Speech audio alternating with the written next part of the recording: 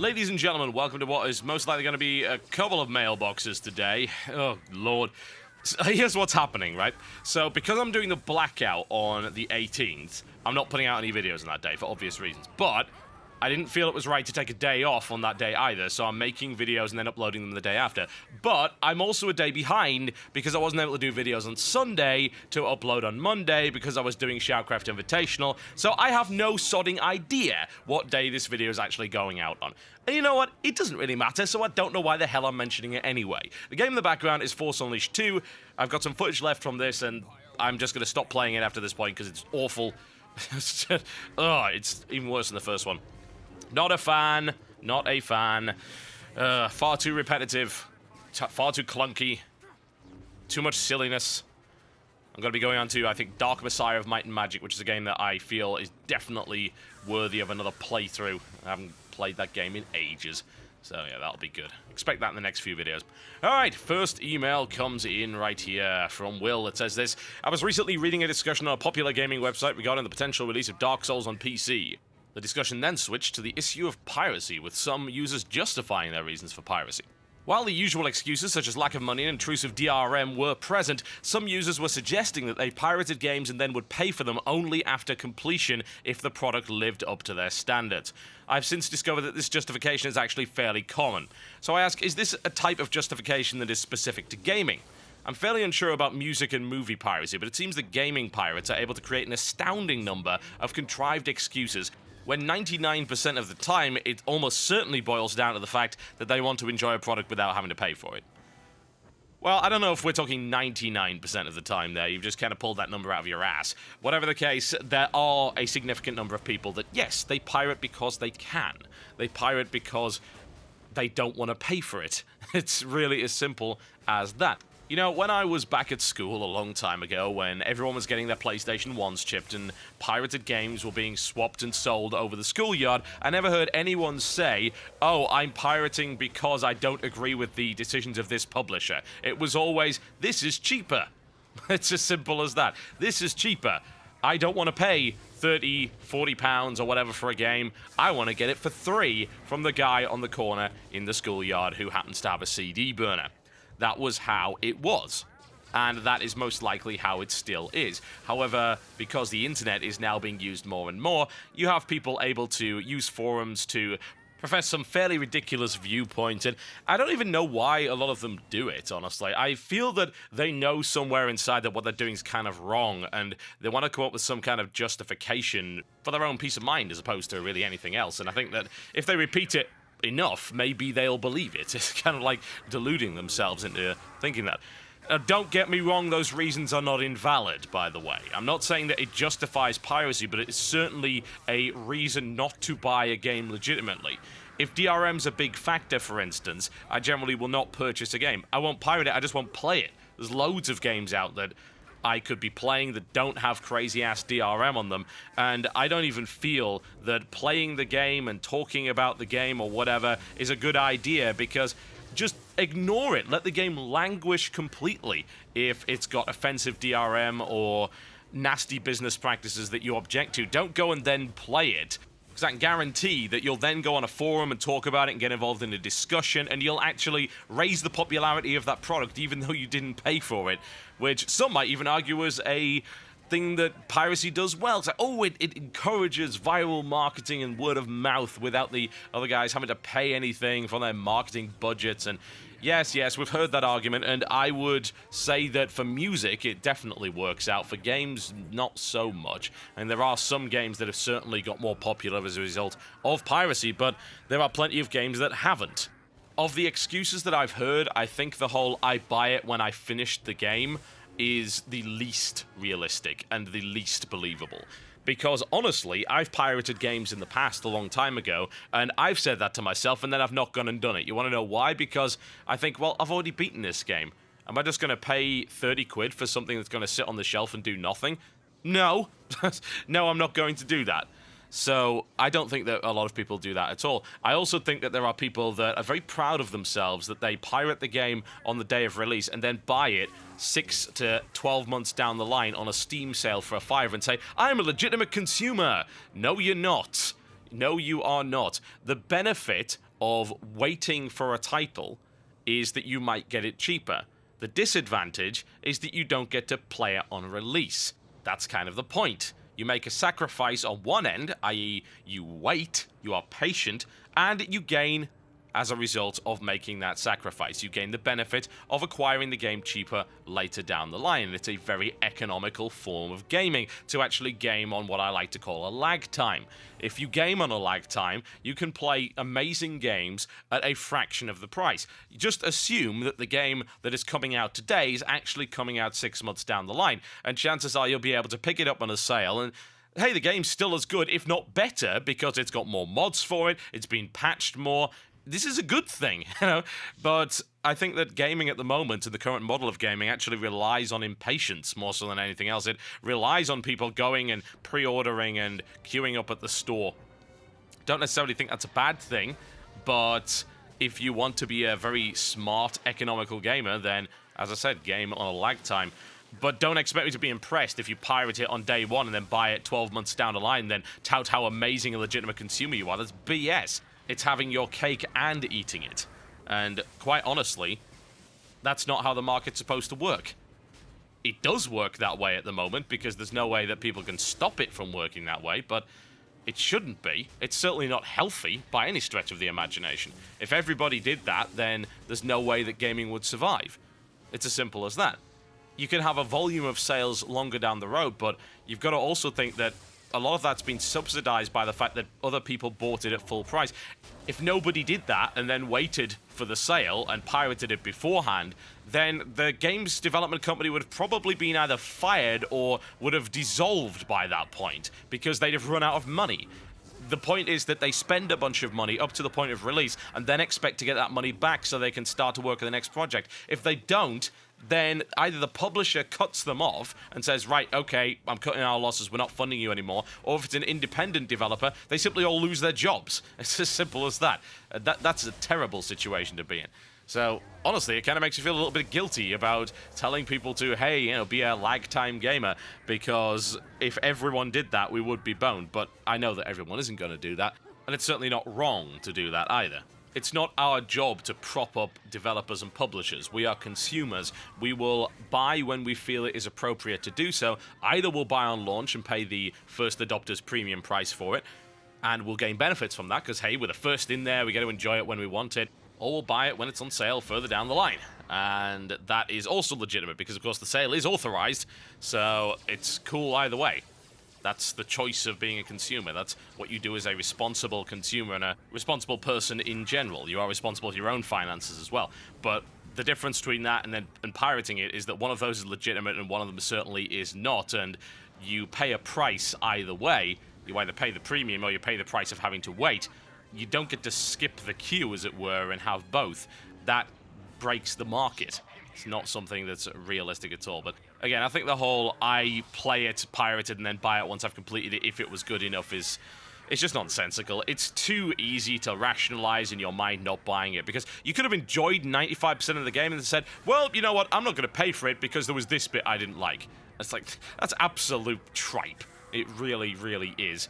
And imagine if it happened in anything else. Imagine if you went to a movie theater and you only had to pay if you enjoyed the movie afterwards. Don't be absurd.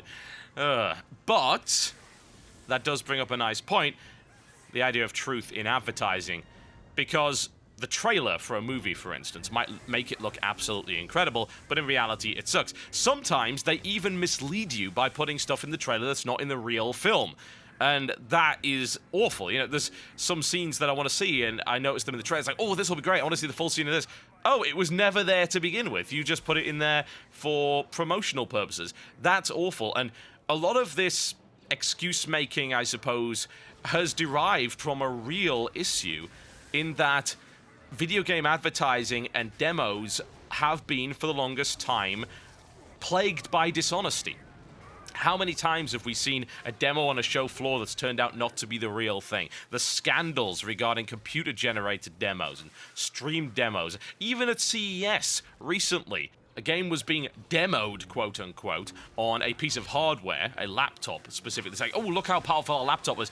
And then someone moved the mouse and it revealed that it was actually a VLC media player showing that. So there's no way to know whether or not that machine was actually up to scratch. And that doesn't really apply to games per se, but dishonesty in that kind of thing is rampant in the industry. Demos are often very selective in regards to what they show, and they don't necessarily give a full and fair impression.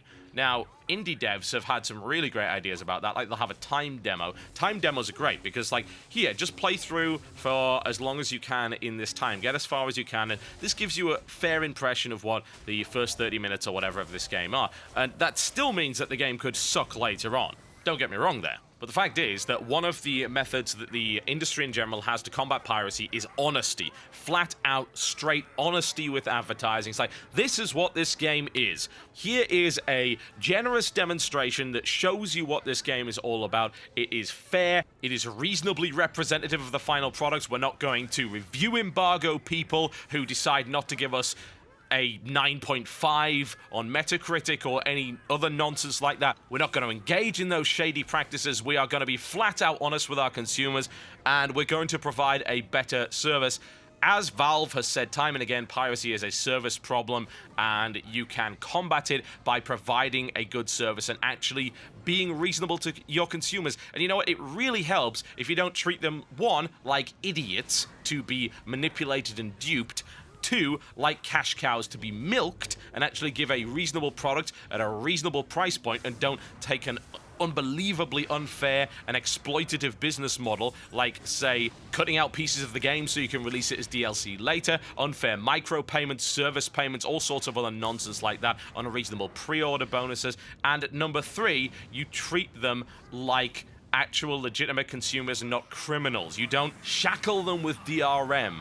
You don't restrict what they can do with the product that they bought. You don't cut out modding support because you're afraid that somebody might do something you don't want them to do. Give them an honest product, present it in an honest fashion, and you'll find that a lot of consumers will actually play ball with that.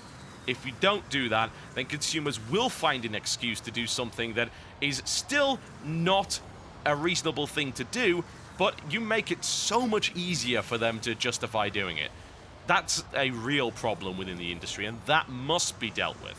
This email comes in from Stephen that says, you had previously mentioned on the mailbox the subject of television slowly dying out, and I was a media student. I'd realized this long ago, and that's why I'm edging more towards the gaming industry. However, intrigued by the points you set forth, I decided to ask people who were in the industry for a long time and are now teaching instead at my college in order to get a different opinion on the matter. After asking a set of teachers, most of them agreed that TV is dying out, however that the concept of TV will in fact not die out, which brings us to an interesting question. Will the negative points of TV eventually rub off onto the internet? However, something also interesting that came from the query is that when I asked one of the eldest people in the media business, he just shouted at me, telling me that I'm forsaking my profession, although I presented legitimate evidence, which was just ignored by him. Since media appeals to a certain group of people, it can leech as much money as they can. Do you think the TV can actually really die if there are people with a mindset similar to that person? Yes, because they're going to die as well. This is what you got to understand here.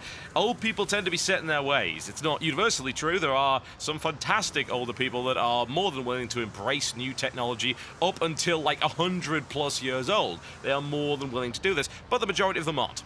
And if you want something to disappear, generally you need the generation that is set in its ways and refuse to let it go to actually die. Then, of course, we get a new cycle, and the cycle of this generation will be that we won't be able to live without being connected to the internet. It's as simple as that. We just won't. We've been brought up with the internet. We've been brought up with computers. Computers are now an integral part of our lives. They are not going anywhere for the duration of our lifespan. There is no way that we will go back to not using them unless there's some massive natural disaster that means that we have to. Or man-made disaster, perhaps more accurate there. Anyway, I don't think the angry comments of some old person are really all that relevant. I think what is important is to discuss the idea of the concept of television. You're absolutely correct, and as are your teachers and lecturers. Yes, the concept of TV will not die out, because once it was invented, it was there to stay, and you're not going to have this massive cultural shift anytime soon where people want to stop watching TV. And why would you? I mean, we all enjoy television to some degree, but it's not the way that television is set up and designed and the way that it currently operates as an industry that attracts us to it. It's the fact that we like having stories told to us. And this has been part of the human psyche since the very beginning. Cave paintings, for God's sake. They were there to tell a story, to give information or entertainment or record something historically. Throughout our entire history as a race, we have wanted these kind of things, and that's not going to go away. We just now have a greater variety of places in which we can experience that storytelling medium. It isn't really the concept of TV either, it's the concept of telling a story via video. TV and video are not the same thing. TV is a means to transmit the medium. Video is the actual medium itself. You can get rid of television because there is now another way to do that. In fact, before television even existed, there was, of course, cinema, which was used in order to do exactly the same thing. Now there are simply more ways of which to transmit the medium.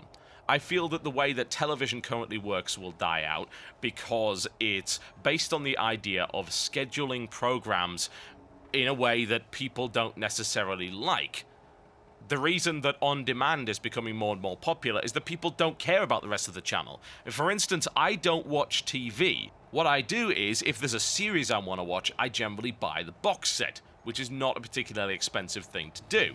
Or, if I'm fortunate enough that it actually displays in HD over here in the UK, because we've just got Netflix over here, which is only online over here, by the way, and a lot of the series are still not available in HD, then I'll watch it on that.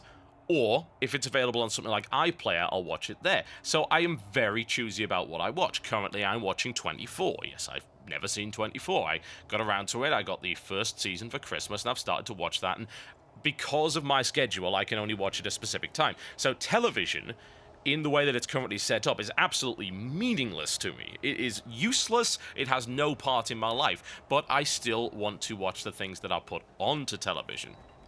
It's exactly the same with the internet. If everything moves over to IPTV, if it all moves over to the idea of internet streaming, then the same thing will happen. Of course, you're going to have the same issues potentially there, but what you do have an opportunity to do is perhaps to wipe out some of the bad stuff about TV and start afresh a little. For instance, advertising. This is perhaps the most important thing right now. Television has gotten to the point where advertising, especially in the US, is disgraceful. The amount of adverts you get is ridiculous. The fact that I'm watching 24 and I get to a break, and obviously it kicks right back in again. Where did those 10 minutes go on the clock? It's like, oh yes, of course, it happened because that's where the commercial breaks are. It's for 24, I think it's the most noticeable thing imaginable when you're watching it on DVD and not watching it on television.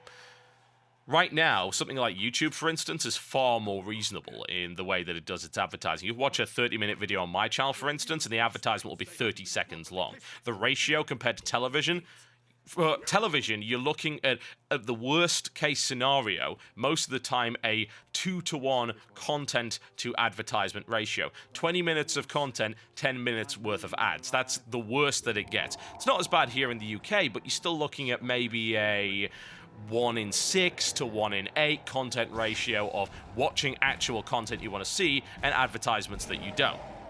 A 30-minute video, a 30-second advert, that's a massive difference in ratio, as you can very clearly see. A 1:60 ratio, in fact, which is, in my opinion, much more reasonable. Hell, even a shorter video, say like a Mailbox that might be 15 to 20 minutes long, you're getting a 1:15 or a 1:20 content to advertisement ratio. That, to me, is fair. I think that's a good compromise. I think that people, of course, have to realize that advertising is required in order to allow these services to stay free. Otherwise, you'd be paying for them because they couldn't exist otherwise. But it's also about treating consumers fairly and making sure that they're not having adverts thrown at them over and over and over again to the point where it compromises their viewing experience. That's something that the internet is, certainly in video, doing quite well at the moment. I'm hoping that it doesn't get worse. I know I won't be making it worse, deliberately, unless I can avoid it. If YouTube forces me to, then I suppose I'll have to there, but the point of the matter is that at the moment I feel that we're in a good area where you can watch video content online and not be completely spammed by advertisements. That's a good thing. That needs to stay that way. Hopefully the eventual migration over to online streaming as the sole way of watching television programs won't ruin that. Okay, folks, that's me done for the day. Thank you very much for watching the Mailbox. This one actually drug on quite a long time by the looks of it. Anyway, I just want to point out that the King of the Web contest has ticked over. It's now a new contest, and we're once again trying to earn bonus votes for the Battle Royale that's coming up in August to earn a ton of money for charity. At the moment, I am currently throwing my support behind Charlie Para del Rego. He is the guy that makes the music that is at the end of my Mailbox and WTFiz videos. He wrote the Totalbiscuit Ballad and the Totalbiscuit Ballad 2. Those tracks are what I used at the end. He wrote them specifically for me. You're going to hear it directly after that. That's going to be a piece of his work. He's got a ton of really great content. He is an amazing guitarist from Peru. I feel he deserves your support. It's entirely up to you, though. Doesn't matter who you vote for. As long as you spend 10 votes a day, you earn bonus votes. You can keep them forever. Wait till the Battle Royale, and oh yes, we're going to win big for charity. That's going to happen. You can still use the same link, tinyurl.com/vote Totalbiscuit. Any votes that are put on my page are automatically forwarded to Charlie. I'll see you next time.